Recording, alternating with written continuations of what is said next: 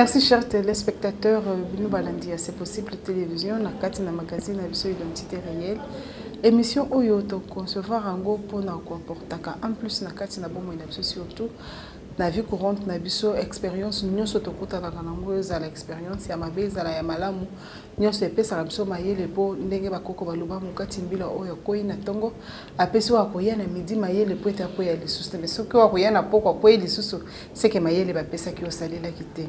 Na émission oyo nazaka toujours accompagné na ba invité nanga ensemble na bango to mekaka ko pesa bino en plus oyo ya moni par rapport à des solo quelconque pour que epesa biso mayele nini to koki ko vivre na ndenge na bomoto pamba te na mokili to yaki makambo eza ebele to kutana na ba problème ebele ba problème nyonso esenga solution to kozongo d'une manière ou d'une autre ce qui mayi to lobaka kati na siko to metaka ngo en pratique to komona ke mama kamususi ya mike to kolongola ngo na kati na vie na biso comme d'habitude nazaka toujours accompagné soit un avocat soit un pasteur soit psychologue mais lelo nazana maître Jires Nyongo ensemble na yende to parcourir émission.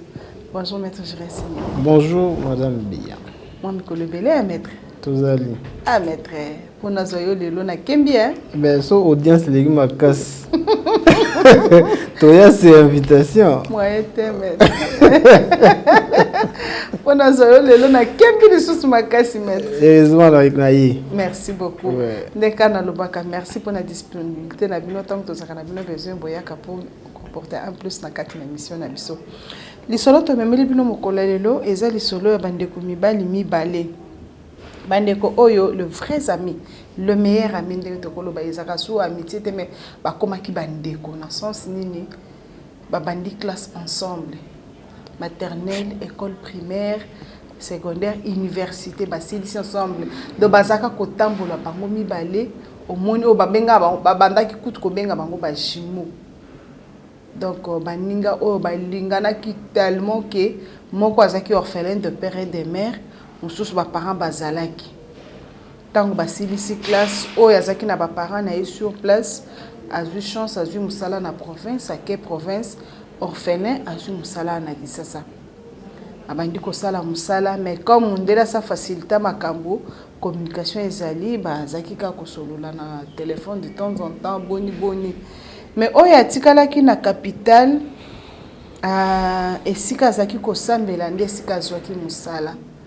Tango azu musala na église na ye kana place bapesi confiance makasi basali coopérative caisse d'épargne na bango ba responsabiliser ye muto akomaki responsable la caisse d'épargne wana en tout cas batu ba membre mingi ya église ba ko bomba mbongo na bango na caisse d'épargne en tout cas musala ezako kende makasi e bandaki muke coopérative e komate komi munene moninga pe passe akendaki na province azaki ko évoluer bien et ko sala ke na compte église wana bazaki na séminaire moko esika moninga zako travailler na coopérative wana séminaire thème ngo atrouvaki yango intéressant a partager ngona moninga na zaki na province abina o sepela mingi o disponibiliser temps na yo juste pour 2-3 jours parce que nini zaki séminaire zaki à 3 jours abisuko ko senga tamo congé à 5 jours oya to participer na séminaire ensemble comme ça après séminaire ozongi na yo moninga lubi na komeka kotala je vais te répondre après tango asengi nzela na musala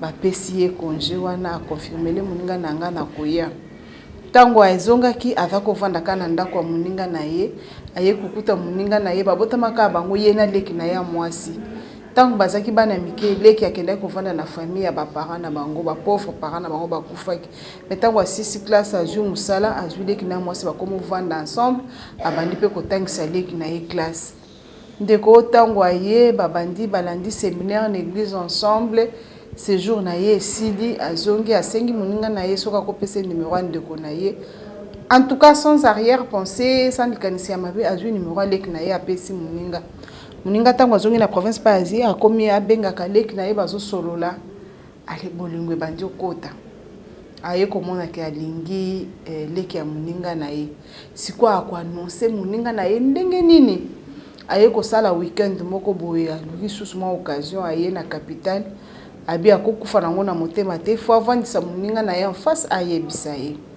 avandisi moninga na ye ayebisi omoni ndeko na ngai banda nazonga nazwa numéro aleki na yo en tout cas nga nakoma na bolingo na leki na ye moninga na tala ye nanu bizarrement tokoma famille mais yo oketombe so amoureux aleki abi ya solo nazolinga leki no na ndenga solo na ye mpona baventure te moninga na alobi atali ye abendi mpe malobi oza moninga na ngai tozaka su baninga te me tokoma famille soki olingi leki na ngai na ndimi je te donne ma petite soeur mais à une seule condition kosala baventure na leki na ngai abi te na ye kosala baventure te je suis vraiment sincère naza vraiment na posa na bala leki na yo en tout cas to former famille ye mpe andimi moninga ye kozonga babandi processus na bango ndenge ezalaka komi lettre apesi ndeko oyo bake na famille bayambi bango basali facture ndenge ezalaka aye basali mariage ndenge za coutumier civil religieux azwi mwasi ne bake na province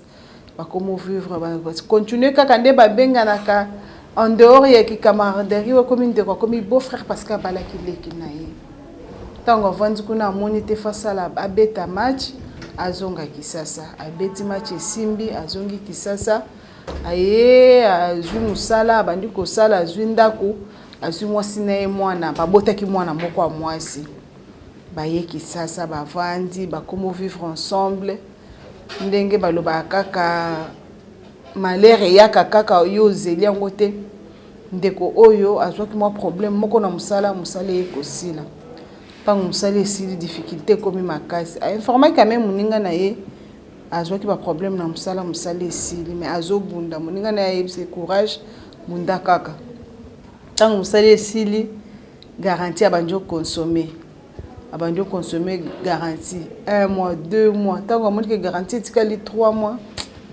kolo lupango mpe akomotya bango pression appartement esika aza kovanda abi azomona ke loko a garantie ezaki ya 10 mois etikali 3 mois déjà 7 mois bakonsome aluka libere ndako na ye bazongisela ye mbongo wana etikalaki abombi abengi ake avandisi moninga na etala problème banda mosala esili na mekobunda ma esimbi te nde naza boye garantie na ngai ekomi na suka bazobimisa ngai na ndako abi ndeko yo ozaka su moninga tokoma ndeko et surtout kobali leki na nga tokomi famille nga na ndako naza na célibataire na bali te malamu boya na leki na nièce na nga boya kovanda le temps tobunda so nzambe asungi ke ozwi susu mosala mosusu makambo okozwa ndako na bino bokevanda moninga ake ayebisi kolo ndako bazongisela ye mwa 3 mois na etikalaki bakangi biloko na mwasi na ye na mwana bakevanda ye pas grand frère à mwasi azaki meilleur ami na ye bavandi 1 année 2 ans motango bavandi kuna camarade atali moninga na ye beau frère na ye akotiki bongo te abandi siko koinitie ye na misala na ye comme azaki responsable ya caisse d'épargne akomi pe vraiment ko voyager abi olie tikalaka vide alakisi beau frère na ye misala tia ye kopesa code secret ya coffre fort en tout cas il travaillait année à liboso azako travailler bien sans problème deuxième année moi jalousie banjo kota moninga akomi ko envier poste moninga na mbongo pe ya yete mbongo abato bayaka kobombisa moninga ye une fois à découvrir mbongo ebungi moi ebele atali eza beau frère na ye à couvrir kaka nzoka nde ndeko oyo akomosala ba démarche pour akende poto asala démarche akende poto na mwasi na bana aza na mbongo te kaka mbongo ya beau frère na ye meilleur ami na ye yango ndakoma ekosalela mutu fala salela bango makamu na mwasi na bana asengi $10,000 mpona bango ti babandi ba démarche malembe tangu mikanda passeport ebimi tutututu ayebisi ngongi kokia le moninga kaka azaki na voyage atikali ko loko azaki na code à coffre fort abimisi mbongo ezaki na kati $10,000 apesi mutu wana le ba faire voyager bango au lieu ba faire voyager bango direct par Tunisie bakomi kuna na Tunisie moninga zonga boatala ndako mbongo bato bazate akende na coffre fort mbongo bato ezate aluki bango ti centras ba telefone elekaka te eloko te akotuna wapi bakolo mbongo babandi koya ba récupérer mbongo caisse d'épargne koti mobulu penza mobulu baye kokanga mwa mbalo batie na prison à côté prison. Au peut bakenda qui Tunisie 1 mois, 2 mois, il comme 3 mois. C'est là pour voyager les lobby. Voyage ezaki prévu na avion tellement tché mutu na pression. Ba la mkusu mutu na yebisi voyage ça sous avion te faut pas voyager na mai. Ah, olobaki nanga to voyager na avion comme sous na mai ndenge ni na lebi non. Ndenge combien ba donner pesi mobulu faut pas voyager kana nzela mai. Avant de 6 mois si na ya conscientiser tala makambo to yelaki et comme moyen to kende sous na avion ezate faut to kende na nzela mai.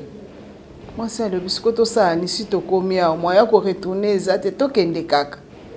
Ba sali makambo jour à voyage ko kakate koki ba koti bango na bato wana ba voyage ka ba ke ba komi na katikati ya mai bato wana chaviré bato ba kufi ba sauver ka bato 6 ye na 5 personnes donc 6 moi sina mwana na bato mususu batikali na se ya océan ba kufi tango bazongisi bango ba yeko repêcher bango bazongisi bango na Tunisie avant na Tunisie atali vie komi pasi muto salaki bango makambo yamba ke lisusu te abundi ti poazo wakati ka kozonga Kisasa azongi siku azana Kisasa azoyeba te akoluka muninga na ye wana muninga ne petikali abundi bato église lokwa bayebeki c'était un homme intègre muto bien babimisi na prison mais siko ba mbongo abato wana fa futa musala nanu baby fa luka futa mbongo abato yepe kuna bisika kendeki esimbite azongi Kisasa selon ye alobaki ti azwaka mbongo wana ezaki ayiba po asala muninga ne mabete azaki sur soka akomika na poto akobunda po azongisela muninga na ye mbongo na ye akokaki kozongisela ta avec intérêt mais pa ya kende simba te na mwasi na mwana batikali kokufa na mai siko azoyeba te akobanda koyebisa muninga na ye ndenge nini mbongo ayiba ekreela eba problème akota na prison po na ye ndeko na mwasi kaka moko kaka zaka na ye na mwana na nièce na ye bakufa na mai dossier to sana yango maître Giresse yango wana les deux amis siko lelo nazoyeba te mwana mobali oyo na yebite muninga akoyamba lisolo ngo ndenge nini pour tout d'abord passe oyo amoni na vie na ya kotiti ba prison ezaka pona ko bolamu ya koluka ko salisa mutu oyo yo en tant que mwana mobali pour lisolo lelo ezaka ya bandeko babali mibali les meilleurs amis na moni amitié wana ekobongwa na ekoma penza ena makasi surtout pour la moningo wa sali mabe oyo. Oui, effectivement, Mahabe, il y a une triste réalité. Personne au monde a souhaité que Mahabe ait comme il est. Parce qu'ils ont un souvenir à Mabe Makasi, donc ça peut même dégénérer vers la vengeance privée. Tout à fait. Donc ce n'est pas vraiment une bonne nouvelle. Et surtout que non seulement Mbongo Kakate, mais les qui n'aient qu'à moko, babota maka bango mibale, bapara bakufa batikala ka bango mibale. Siko ondimi obala leki ya muninga leki ya kekufa na mai na nièce. Ozomona quand il y a encore mort d'homme, akoka ko zala un peu soulagé peut-être bazongi malgré mbongo ebungi, mais bazongi na leki na yemena leki ya kufi. Ozomona que nouvelle wana e kosala yesu passe ko le quand même passe o ya kota ki na prison. Oui, effectivement, Kobungi Samutu est très cher. Et ça, la passe Makasi. Donc, Aza, doublement, même triplement, comme on dit, perdant. Parce que Bungi ici, Bilogue Belé, par rapport à l'hospitalité, par rapport à la volonté de aider, il a beaucoup perdu. Il a presque tout perdu. Il a tout. Voilà. Maintenant, maître, tous on a sur le plan Yamibeko. Neti muninga oyo ndeko oyo akoti na prison na likambo ya yebite. Maintenant le coupable est à Paris. À cause de la paix poursuivable na justice parce que ye muto yibaki mbongo o asali déjà prison asali tout mais ba kolombongo bazozela mbongo siko ye azongi azoyeba te ko bandokende pa muninga ndeni soki neti lelo bazwi ba kene na justice. À cause de la paix punie par rapport à acte ya sala kito wana ndenga sasali prison makamnyo seleki sans problème. Non, le problème c'est que je pense que Nazaki na procès wanate mais tant au fondaki de combat parce que bon et bungi certainement Azaki na avocat ou bien na argument na ye ou bandé ko justifier que bon et bungi mais c'est quoi pour meza comment yo za responsable ba responsabiliser yo comment elo loko la code ya coffre fort au couper sango mutu et tok ndimela yo que tu n'y es pour rien. Tu vois? Donc en réalité, même dans la justice, parce que tu n'étais pas obligé de dévoiler le code de coffre-fort à une tierce personne ou à la responsabilité, surtout dans ma Vous voyez? Mais s'il est établi que Aïe, et puis il avoue que c'est lui qui avait volé, bon, je pense qu'il est aussi responsable. Parce que bien quand même qu'il va condamné, mais si lui il avoue que c'est lui qui a volé, bon, bien entendu, on va voir aussi la durée, ce qui est infraction les a prescrite. Donc, bon, il peut poursuivre. Mais il est en train d'avouer, mais et le papa c'est ça qu'il n'a rien. Azongi maboko pamba, même na moi si na moi na baké kufa na mai.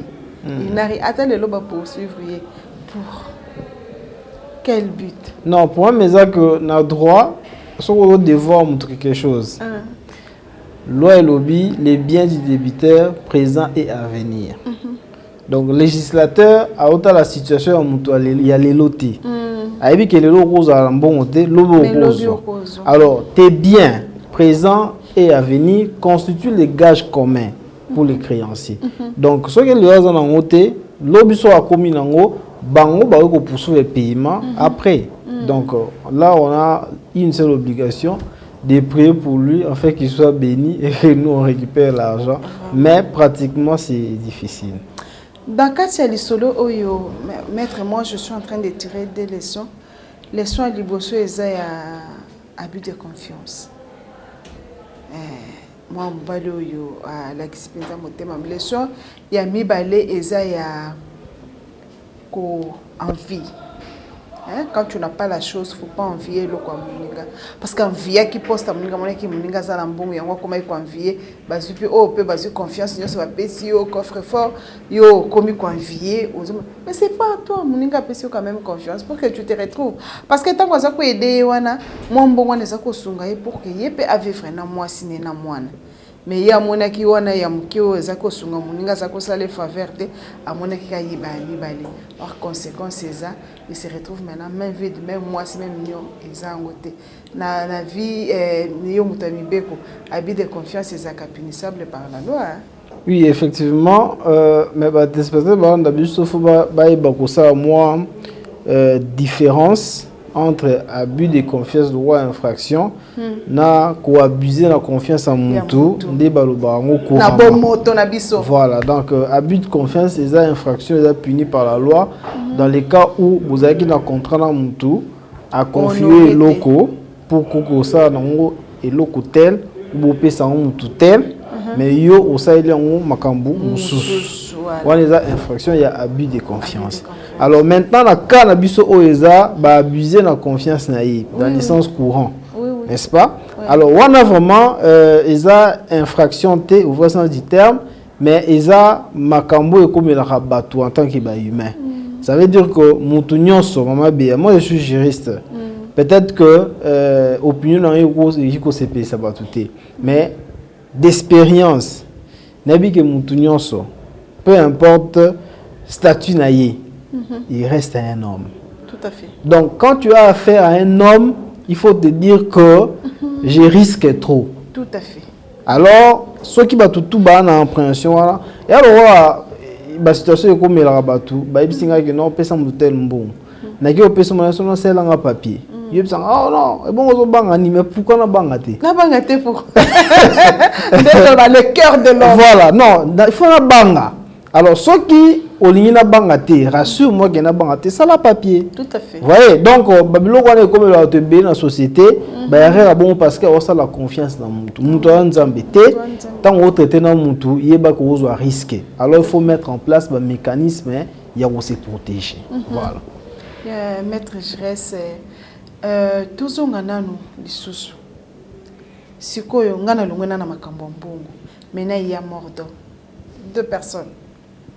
Bato akufi na ndenga mibeko parce que yimta memaki bango na nzela wana bakikutana na likama wana bakufi meurtre wana bakokonta mona mutu na yeso ke mo ambali wana poursuivre ye juridiquement.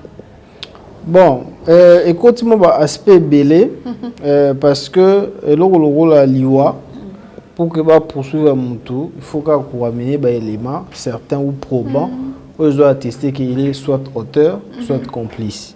Auteur, c'est lorsque tu es les participants ou l'acteur principal, il y a le maître wana, complice, c'est ceux qui ont aidé l'acteur principal afin qu'il a commettre forfait wana. Oui, alors la justice va établir. Est-ce que le simple fait pour lui, en tant que mari ou papa, de vouloir amener sa famille en Europe et que l'on on peut assimiler ça à un maître? C'est un accident. Oui. Je pense qu'en tant que parent, en tant que mari, tu ne peux pas souhaiter. Peut-être que les procédés n'étaient pas bien entamés, mais on ne peut pas dire que c'est lui qui est l'auteur de ce qui est arrivé à sa famille. Oui, chers téléspectateurs, ndenge to lobaka na bino na kati na lisolo na biso identité réelle. Lisolo to memi mukolo le lobino batu bosu biso na kati na nzela eza lisolo a pasi. Yande ko mibali o mibale balingana ki makasi bakoli ensemble bakoma ikuti ko benga na ba mapasa batangi ba classe ensemble basi ici oya azu musalo ko sala ke oya yeko linga leki ya muninga babalani ensemble musali esiliye ba eko vendre pande ko mususu ndeko mususu a confier ye ba secret nyonso même code ya coffre fort tellement kamona ki ka koma muto apasi akomi confier biloko ya muninga na meilleur ami son beau frère ayiko zombongo akende poto nzela mai bana kisasa makambo oyo balobelaka ngo mingi banzela poto ya mai bande kona biso ba africain bazokufa belle océan emeli batu na nzela mai na vie kozala pressé te balobi te ke na poto kaka ne pas bonheur ezali même awa na mboka na yo na Afrique bonheur ezali. Il suffit que yo moko yeba ndenge nini okoki komemela vie na yo ko encadrer vie na yo okomona ke bonheur eza partout. Mutu na mutu ayebi ndenge nini ya ko constituer bonheur na ye na oyo azo sala zwaka oyo zo sala au sérieux yo moko ko créer centre bonheur na yo. Mais ce que ça la posa ko kende surtout na Europe ndeto linga ko kende na voyage à poto nzela mai oyo to kenda kana ba Afrique de et so pour ma bande ko epelé. Luka visa, luka na ndenga bien, aux yeux vol na yo kepoto, nzamba sungi oko zungo koya, au monde que nzela poto eza bien. Maître J'irais c'est na kati na lisolo o eza na ba leçon mibale. Ba leçon o batu faut batirer. Muninga, est-ce que sala malamu na vie eza mabe? Non, ko sala malamu eza mabe te parce que même na Bible maloba nzambe c'est que mutu azosala malamu a continuer na osala malamu. Donc en soi kosala malamu ekozala mabete. Mais tant osala malamu, il faut plutôt avoir la sagesse. De sorte que malamu ozosala lobi il faut que mabete. Oui, donc eloko wana de batu belé bazanga rango. Alors que pour kosala malamu oh, l'obé retourner contre yote, il faut appeler guidé par le Saint-Esprit. Mettre aussi des bases, de précautions. Oui, effectivement, précautions, conseils. Vous voyez, tout ça, il y a beaucoup de facteurs. Ça là que tout ça la malamu pour que l'obé zongelo m'abete. Parce que ceux qui m'a besoin pour ça qui malamu, tu es doublement blessé. Tu es doublement blessé. Et ce n'est pas intéressant. Ce n'est pas intéressant. Ouais. Maître J'irais n'a vu que ma jeune mingi awa na biso to channel na biso na Congo na RDC ba jeune mingi ba reva kaka zomona ke poto kande pa eza bonheur poto eza bonheur yo posa jeune oza moi si oza na bana est-ce que bonheur ndengo vivre na famille na yo tu ne pas errer pour son bonheur faut kende ka poto conseil ni ko pesa na ba jeune ba reva mona kaka ke ye po vie na ye bonga faut kende ka poto bon maintenant mutuma bia na ba rêve na ye ça veut dire que mutu soit pour rêver que akine poto peut-être pour ne simba mutu soit pas pour rêver que awa ils ont abundaka en tant que mbali simba nango. Donc on ne refuse pas à quelqu'un de rêver. Les rêves est permis. Mais et lorsque ça la mabeza va procéder. Comment procéder pour atteindre ou réaliser ton rêve? Est-ce que pour réaliser ton rêve, tu dois risquer, tout risque est calculable. Donc tu dois risquer sans calculer pour qu'on perde même vie parce que tu voulais réaliser un rêve. C'est ce qui tue beaucoup de nos compatriotes. Et ceux qui peuvent battre un poteau. Au monde, dans la plupart des cas, Marambo, Misala Basala na poto. ils ont art. Ils ont peut-être une complexe. Tout à fait. Que non des tinga maboué est-ce que comme on a payé na la cabine na coin ba comme on a payé na chauffeur mais ce que pour tout comme ça la cabine on mieux ça la sécurité on va ça la chauffeur ouais bah non là-bas parce qu'on paye mieux oui on paye mieux mais après toi va chauffeur va vivre toi après na ba shop de bango va vivre toi on a ba ça va tirage ba petit na sous va parler de justice partout ba vernis ils vivent sont des responsables. Donc le problème ce n'est pas de rêver mais il faut avoir une bonne manière de procéder pour réaliser ton rêve afin de ne pas perdre ta vie pour ton rêve. Merci Maître Giresse. Tu sais, bandeko mingi, des fois au monde on soit négligé les études parce que pour lui azomona kaka kende mikili. OK ba lobi que c'est pas seulement na poto. Ba musupe akenda ne poto kuna gagner ne vite. Mais muninga mususu atikali awa a gagner na yefi kitoko et puis le lo azo se retrouver bien que muto azana poto. Maître je reste maintenant yo en tant que mobile azozon. Mets-toi dans la peau parce que muninga oyo ti abengi le solo oyo azo yeba tendenge nini akoko me pa muninga na yepo asenga ye pardon. Azoye bate akokoma ndenge nini akobanda koyebisa ye nini mbongo na yeye mtu azwaki ngasa wo ndeko na yo akufi courage nini akobota po asenga muninga na ye pardon il faut que bota quoi c'est vrai que ça encore mususu tozo lobela place ya batu on ne sait pas vraiment apprécier à sa juste valeur qu'est-ce que ça coûte mais ce qui est sûr ça va coûter beaucoup de choses. Mais quand il babi, les pardons libèrent. Donc, il est obligé d'aller voir son frère parce que ce n'était plus un ami, c'était déjà dans les cadres, c'est son frère. D'aller voir son frère et lui faire voir que s'il avait fait ça, peut-être l'acte était mauvais, mais l'intention n'était pas mauvaise. C'était juste parce qu'il cherchait le bonheur de sa sœur et de sa nièce. Mais il tournait ma baie parce que peut-être il n'avait pas eu de bons conseils. Voilà, il s'excuse et la vie continue malgré tout ce qu'on a perdu. C'est triste, c'est regrettable, mais c'est déjà arrivé. Comme on dit, le vin est tiré, il faut boire. Merci maître. Alors si c'était toi maintenant le concerné, maintenant moi je me mets à la place, moi je suis ton meilleur ami. Na yelio sekondendeko oyo. On souffle au bende hein. Oui, tu sais, dire quelque chose comme ça et te mettre dans la peau de la personne, c'est deux choses différentes. C'est différent. C'est pas facile d'avaler ça, mais c'est compliqué. Michanan Kemuto Sali prison, il a fait presque 8 mois en prison. En tout cas, l'église va y bimisaye, mais avec l'intention qu'il faut foutre un bon wana. En dehors de ça, il a perdu. Ayebi na noté ki abongi sinde kona yena mwana. Ba yebi te mets-toi à la place maintenant si c'est toi. Okoyamba ngondenge nini. Est-ce que tu vas maintenant je sais pas maître avocat. Maintenant c'est maître je reste un chrétien. Tu vas facilement pardonner ou bien que ça n'a pas rémo moko na motema na yo. So je maître je reste chrétien. Ça veut dire qu'on facilite la tâche. Parce que chose à la té. En tout cas en tant que chrétien so montoyer avec un cœur sincère. Asengio pardon, peu importe où asalekio, il faut limbisa en tant que chrétien. Mais peut-être qu'en tant que moutou normal boye sans prendre les considérations, il y a cause à la chrétien ou moi nzambe, il cause à moi passe. Ils à moi passe en tout cas, je ne sais pas vraiment me mettre à sa place pour décider. Mais si c'est pour un chrétien, je lui donne les conseils de pardonner parce qu'il est chrétien. Merci maître Giresse. Oui, chers téléspectateurs, de fois, tout ça qu'on a bama solo mususu, c'est une histoire où ils sont embarrassante, mais tout ça la ndengenini, ndenge kaka maître outi koloba en tant que monsieur nzaba. Na yebite ndeko oyo, azamu Christo parce que c'est zanini, il y a église, il y a qui caisse de pain, il y a église, c'est un chrétien.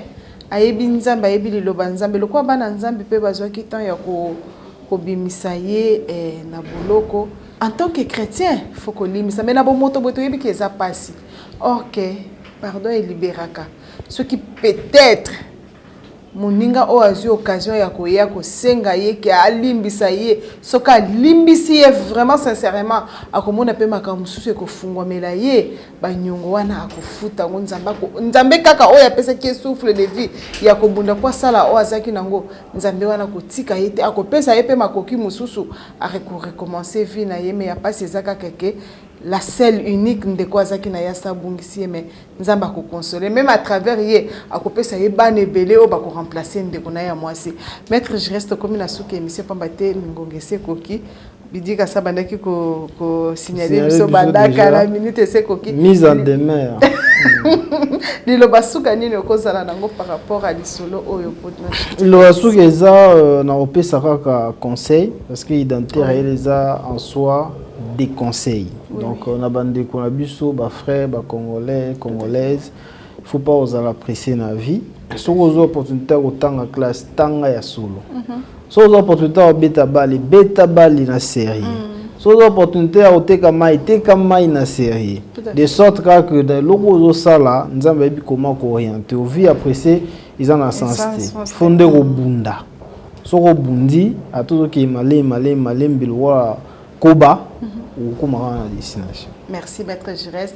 Chers téléspectateurs, ndenge kato lobaka na ebandeli ya émission oyo ezakaka elenge ya tovandi na plateau te bolanda conseil o bazo pesa vi bakendaka nango mbango te kende malembe comme tortue na makasi ya nzambe tokolonga kaka maître Giresse kozana mbote ya kopesa taba tuto mibale opesi comme ça. Bon, la personne beauté Madame Nanga, la personne beauté grand prêtre mère. Oui. La personne beauté Nanga, Maître Patrice Kindula, sans oublier mes confrères du cabinet Kindula. Et voilà. Merci beaucoup, Maître Giresse. Ngai na bandina ko pesa merci mingi na disponibilité na yo. Merci beaucoup. Nenga na lobaka bozana occupation na bino ebele kondima ko ya ko vanda boye pona ko partager makanisi na ba téléspectateurs c'est vraiment ba sacrifice au sala ka pour cela sincèrement mais au cœur je vous dis merci. Merci pour l'invitation. Merci beaucoup maître Giresse na ke koloba merci également l'équipe technique fondé le cœur Ngwaoula au hasard le monteur international à c'est possible télévision sans oublier Misapia Pembele Mbingazo Dixon Rodriguez Aristote Diassiloa, Samuelson Maïkila, les cordons des cordons.